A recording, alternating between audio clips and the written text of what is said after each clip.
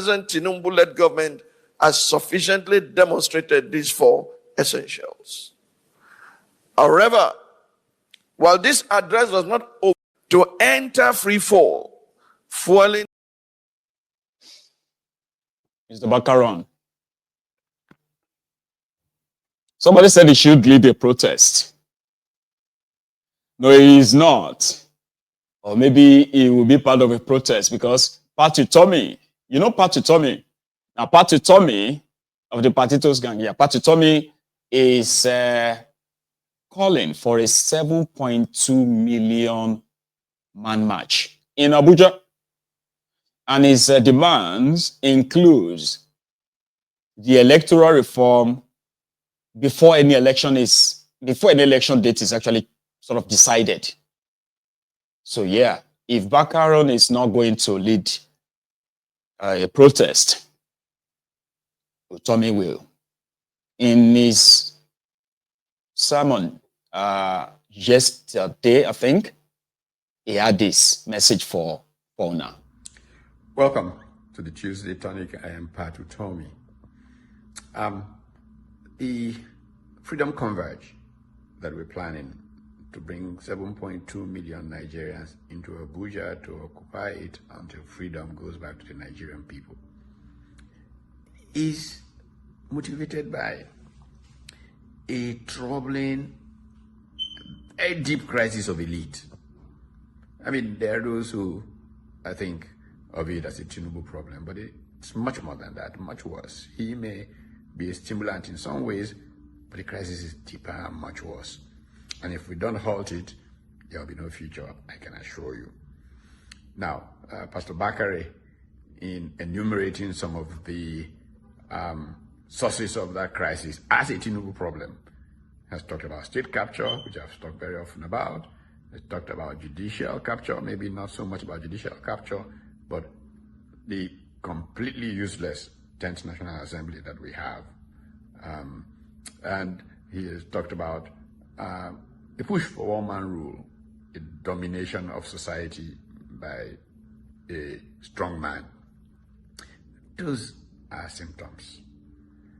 There's such a much deeper crisis of elite. If we go back to the 1950s when elite bargains necessitated a federal structure, you saw young people who were committed to long-term goals for their country work out an arrangement. That's why the federal structure remains the only way that makes sense in Nigeria, a true federal structure. Military rule would destroy that. But as you can see, the civilians have not done enough to reverse that because they see that as an elite, they can profit from it, from the rent that it gives them. The long-term good of the Nigerian people doesn't seem to quite strike them when they get this opportunity to take care of themselves. And this is really the Nigerian tragedy. And so part of what this whole movement is about, and this is why we don't just march into Abuja, it will take 1 or 2 weeks of educating people where they live about how a country can care for everybody, how a country can be led by the right kinds of people, not be a criminal enterprise, how a country can develop a strategy for national growth that will make us not just be like our peers, but surpass them. Our peers all left us behind. Because the story of Nigeria and Indonesia is a classic example.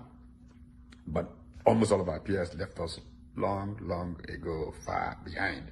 Because of a crisis of elite. How do we correct this crisis of elite? That's why we're marching on Abuja. And it's going to be a huge march. I mean, let us just look at the troubles that face us regarding an ineffectual National Assembly. Mr. Bakare did a good job of dealing with that. Let us look at what judicial capture has done to us. Let us look at how a failing media, let's not pretend, Nigerian media has been a terrible failure. They make an effort, some of them, but they're captured easily. Poverty has reached everybody. So those who have the strings pay of journalists and our country can get the kind of robust discussion it got when we were in our teens and early 20s and functioned as reporters in that country. The real problem in Nigeria is that in the elite struggle to get a piece of the action for their own survival, they forgot the people, the Nigerian people.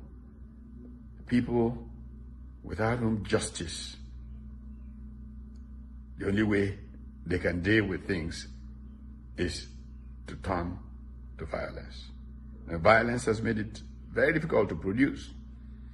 And then worse still, the elite are so obsessed with their self-surviving that economic policy is all about stabilization, and nothing about real growth.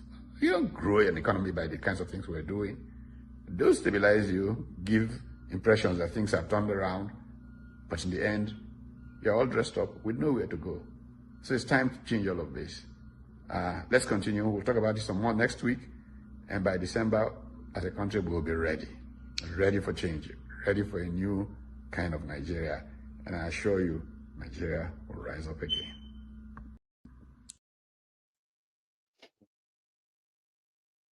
Did you just say in December? Like, it's going to be like 8 months away. Did I hear that right? December. Okay. So according to him, it is going to be freedom, or be converged for freedom, or freedom convergence, or what have you. Anyway, that is for those of you who are asking for, I don't know, protest. Well, I am asking, give me a second. I am asking for, hey, hang on, what happened to my other camera? Anyway, I ask for the supposed opposition to be bold enough. You get what I mean now? To be bold enough that they actually can stand up for, don't worry, man, I'll take care of it. So, they shouldn't be talking about an election when everybody knows that the entire thing is rigged. So the ideal thing for me is for the oppositions themselves to come together and demand, shut the entire country down until certain things are met, because it is not actually going anywhere. To be honest, it's not going anywhere. So you will want to see some structural change, and structural change in this regard includes whittling down the influence of anybody who is running, or like the president or anybody, from deciding who is going to be the umpire's head. You get what I mean? So you can start from that, and as many as others, before you decide to go into an already arranged charade. I call them charade. Okay? So, Utomi and others, I don't think December long. Okay. We'll get to that, because I don't think what people are going through in that contraption right now, they will be able to succeed till December. So that is that, right? You remember this terrorist or terror group, the Bermuda, terrorizing Kwara and all that, yeah? So it's been reported that their activities in the last 2-3 days, especially the one from yesterday, has led to displacement of so many people, including this family who are they are leaving their land. They are moving to somewhere safer.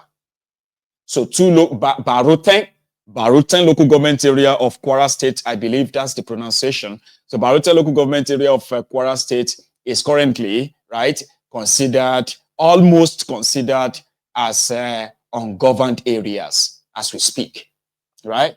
So families moving their loved ones.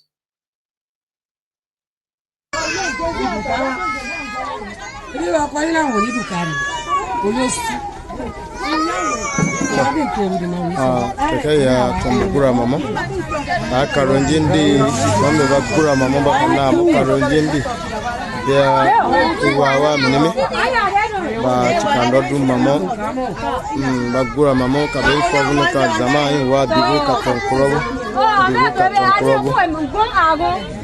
tonkorobo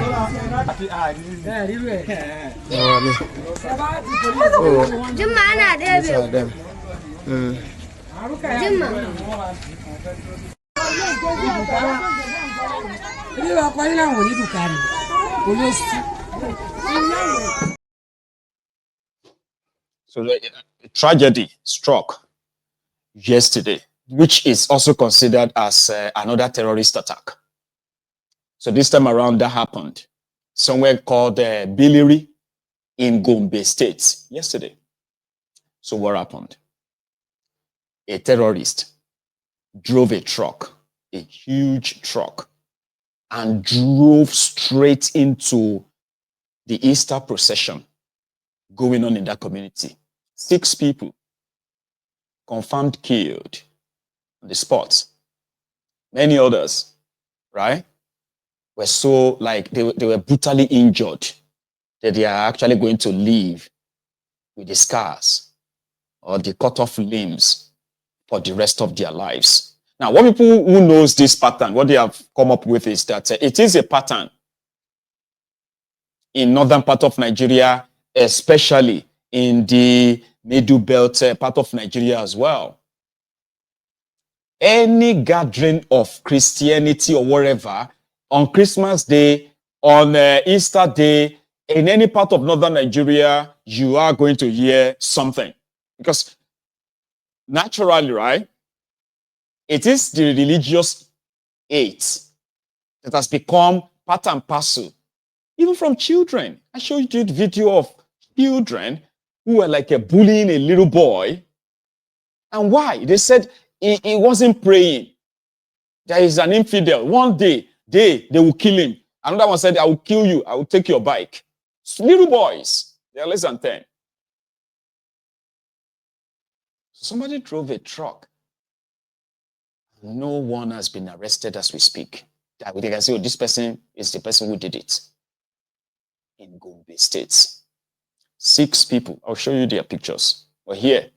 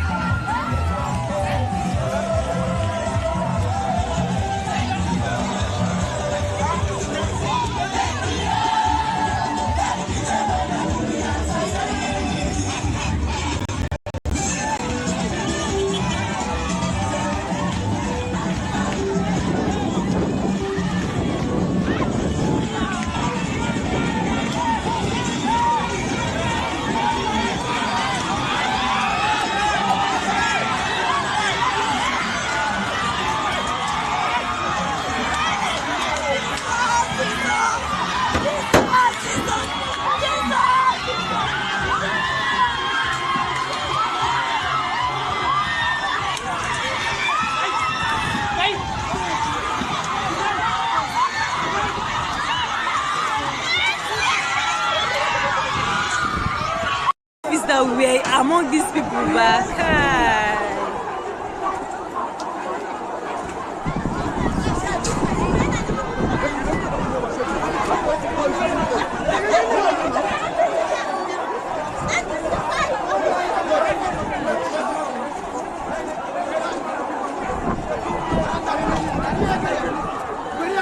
Abba, see good. As if I told this man no catch break from the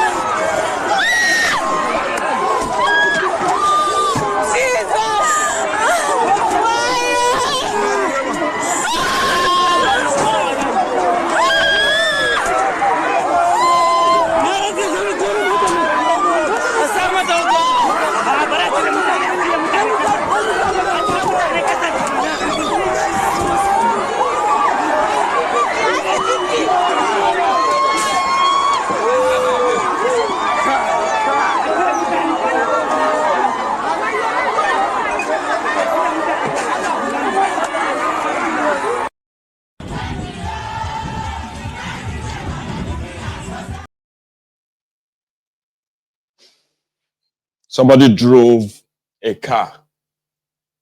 I'm sorry, rather a truck, that massive truck, into that procession and killed 6 people instantly. An act of terrorism in Guillaume local government area, right? Somewhere too, right? In I think that one is in Benue. So a guy made a short video to record residents fleeing their community because the Fulani terrorists were approaching. God even know which terrorist was approaching. Hello? So, this is what is going on in Jaw right now.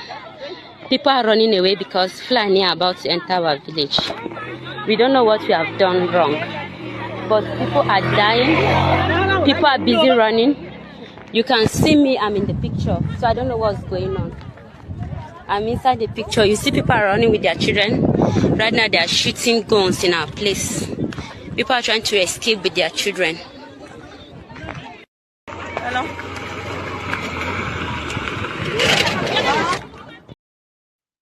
Riom. It's actually called Riom, local government area of Plateau State.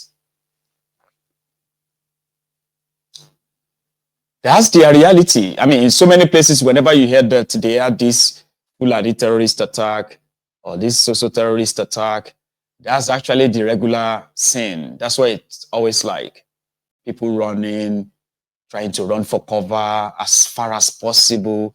In the process, some of them will get ambushed. They will get kidnapped and slaughtered. I mean, nobody talks about them. Tinubu has been away from that contraption for 19 days. He's been in France and London when these killings were taking place in Nigeria.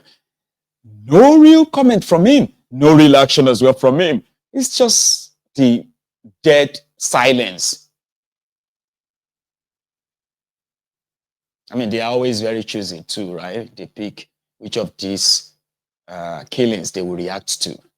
Soldiers have been slaughtered. You don't understand the word slaughter.